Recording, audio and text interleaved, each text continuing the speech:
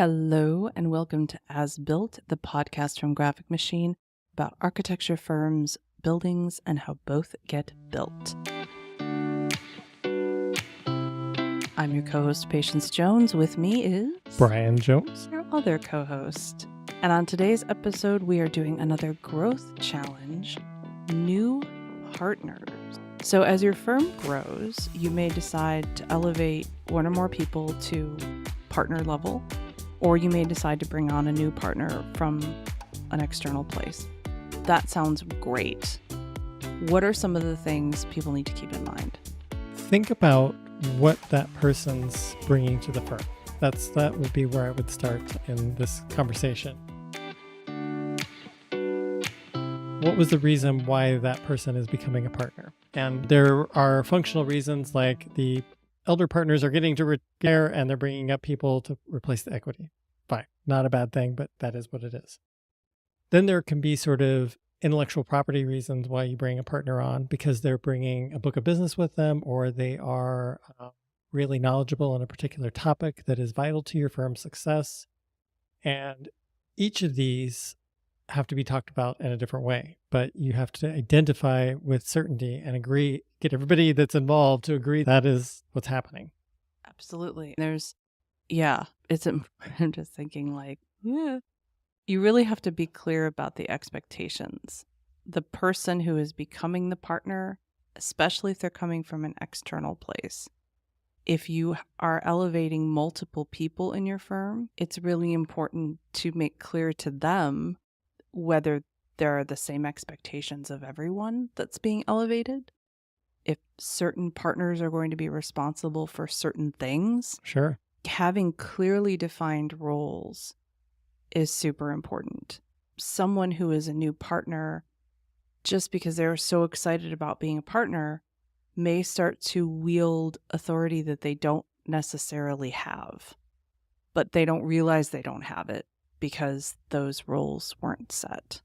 And more confusingly, the staff may not understand whether they have, what authority they have, who they're supposed to report to, who's in charge of what. And in some firms, people are given the title of partner, but the expectation is that their job will remain the same. What they were responsible for before is what they're still responsible for. And that's fine as long as that's communicated to the partner, because they may think, oh, great, I'm a partner. I don't have to manage these 3 people anymore. No, actually, your job isn't changing at all. You're now a partner. I think that is really crucial. And ultimately, you want this to be, and that is the number one way that you make sure that has the best chance of happening, is that you bring people in knowing what the ground conditions are and understanding what their role is and what they're going to be responsible for. Absolutely. And just like we talked about a couple of episodes ago, when you're merging 2 firms, be aware of what your firm culture is and how to convey that and explain it to somebody who's coming in, definitely externally, but also internally, because being a non-partner may be a very different culture than being a partner. What are the traditions that you have? What's the decorum? What are the unspoken rules about how decisions are made and who gets to sit in what chair and what room? Like all of these things that they're going to be the new kid at the new school from day one.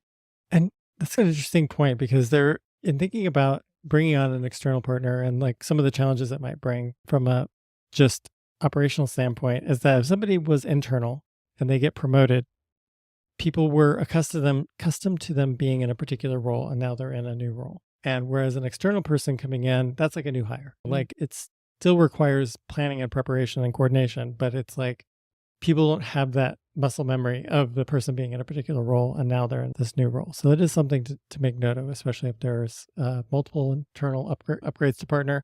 And there's an adage that people will always see you in the role in which you were originally hired. So, taken to its extreme, maybe you started at the firm as an intern. There are people in the firm who will always see you as an intern, no matter how far you go in the firm. So it is incumbent upon leadership to help people get past that and to start to see somebody who's been promoted to partner or to associate in that role and not allow everybody to continue to act like it's still their first day on the job. And to that end, thinking about all the partners as assets to the firm and growing and developing the business of the firm. It's important to make sure that everybody has a clear picture of what's available to them and to understand what resources the firm has at its disposal in order to land new projects, to help existing clients see new opportunities that they might not have seen in the past, and to make sure that every one of the existing partners has a picture of the new partners in that particular way, because it can really be one of the best opportunities that comes out of this situation is to finally realize what you have as a firm when what you didn't previously. That you are all working together for this better good. And to be able to say, oh yeah, actually, Jackie just joined our practice. She has expertise in this. I'd love for you to meet her. It's another great opportunity to reach out to clients and share this really good news, because that's what it is, and that's how it should be presented and treated and celebrated. Nobody is going to get disappointed faster than if they're made an associate or a partner and they come in and it's just like the same old, and the clients don't know and nobody knows and there's no big announcement and it just rolls on into the next day. That's really disheartening. This is a huge milestone and it should be celebrated that way. And I think one of the things that I see firms do more often than not is that there's the partner announcement and then that is it. That's Yeah. it. There's no more. And No more girls. yeah, and they can't, you have to see it as something where if the person happened to miss that one communication from your firm, that can't be the only opportunity they have to learn about the person and their credentials and what they bring to the firm. So you have to plan out strategically over time how you're going to continue to introduce people in not in the same way over and over again, because that would become but in showcasing what they bring from a knowledge and talent aspect to the firm in lots of different ways, and making sure that you're utilizing your social channels and your other communications channels to help build that up, because they are resources to be nurtured and to grow, because that's why you brought them on as a partner, ostensibly. And be sensitive too, especially when the partner is coming in externally. There may be people in the firm who, rightly or wrongly, believed that they should have been elevated to partner and are resentful that somebody has been brought in from outside who hasn't put in the same amount of blood, sweat, and tears into the firm. That's not always the case, but it's the case enough that it's something that you need to just be sensitive to and think about the best way to handle. And that communication is not just an external device. That brings up exactly the right next step, which is to think about how are you communicating internally these resources? Because to your point, maybe the reason they brought on this external person is because of the book of business that they had, or because of the particular knowledge set that they had that wasn't present in the firm. Mm-hmm. And so if you're not constantly, but if you're occasionally mentioning what this person brings to bear, you're probably going to help put to rest some of those feelings. And helping the person who's been brought in understand all the different things that the people at the firm have to offer. This is Grace. She's got a lot of experience in designing educational systems for children with cognitive impairment. This is, Brad. He specializes in sustainable lighting systems. Whatever it is, it will make your internal team feel valued, and it will help the new person, the new partner, understand more about the firm and all the resources that are available to them and how to staff projects and who to go to with questions. It just helps everybody. So what do you think the big takeaways are here? I think the biggest takeaway is probably don't just drop people in. And don't assume that like the title of partner is this sort of self-actualizing thing that you just give it to somebody and then everything falls into place. By magic and unicorns. Exactly.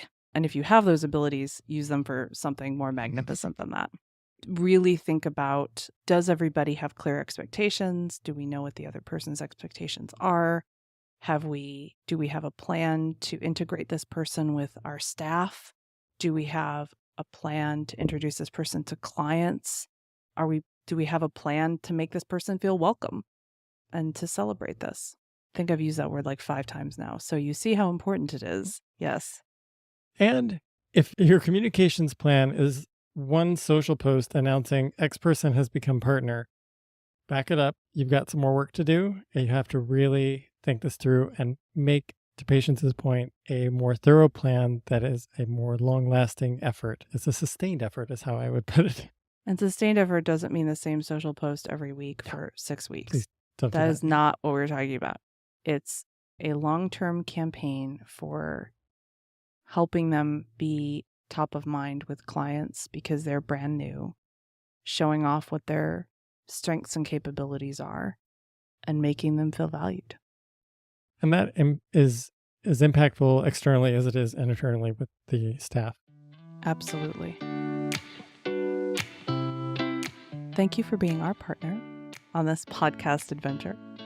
And thank you for joining us. And we will see you next time.